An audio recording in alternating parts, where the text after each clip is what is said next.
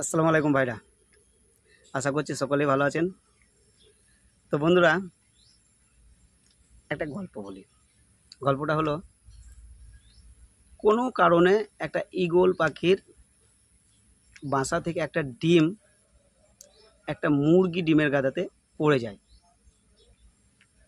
মুরগি তো বুঝতে পারে না, একই রকম প্রায় ডিম ঘষতে থাকে।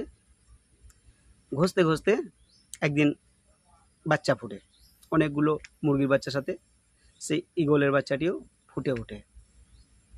তো ঈগলের বাচ্চাটি আস্তে আস্তে বড় হয় এবং তাদের সাথী সঙ্গীকে বলে, ইস দেখো, ওই উপরের ঈগলগুলো কত সুন্দর উঠছে, আমিও যদি উঠতে পারতাম। তাদের সাথে যে মুরগির বাচ্চাগুলো থাকে তারা বলে, ধত, দেখছিস না, আমরা তো একটু এক এক হাতের বেশি উঠতে পারি না, তো অত আকাশে কী করতে পারে, তোর দ্বারা সম্ভব নয়, আমরা কোনোদিন পারি না জীবনে, তো তুই কী করে পারবি।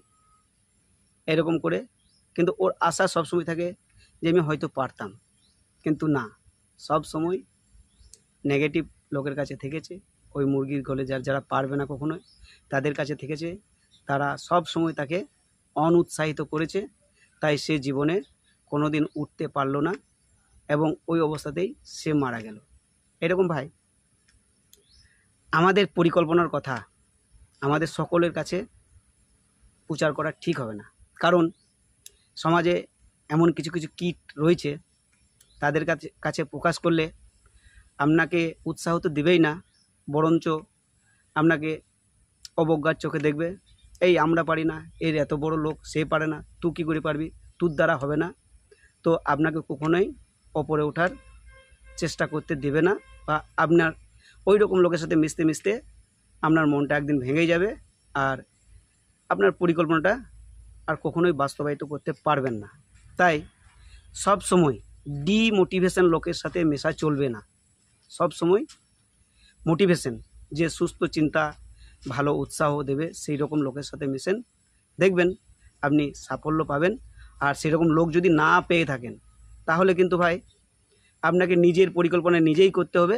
বাস্তবায়নের পরে আপনাকে দেখাতে হবে, তখন আর সেই যেই লোকগুলোই আপনাকে অবজ্ঞার চোখে দেখতো, সে দেখবেন আপনাকে খুব উচ্চ নজরে দেখবে এবং তাদেরও কিছু বলা থাকবে না, এবং তারা এসে আপনার পায়ে পড়বে এবং আপনাকে উৎসাহ দিতে থাকবে এবং বলবে যে আপনি কত বড় মনের মানুষ, আমরা ভাবতেই পারি নাই, কিন্তু অনেক আপনজন হওয়ার চেষ্টা করবে। কিন্তু ভাই, এই আপনজনটা কখনোই আপনজন নয়, এটা আপনাকে নিজেই কিন্তু চয়েস করতে হবে এবং তাদের কাছ থেকে সব সময় এড়িয়ে চলতে হবে। আসসালামু আলাইকুম, আশা করছি সকলে ভালো থাকবেন। আর আমার এই গল্পগুলো যদি আপনাদের ভালো লেগে থাকে, তা আমাকে একটু সাবস্ক্রাইব করে রাখবেন। আশা করছি আপনাদের উৎসাহ পেলে আমি আরও সুন্দর সুন্দর গল্প বলার চেষ্টা করব। আসসালামু আলাইকুম।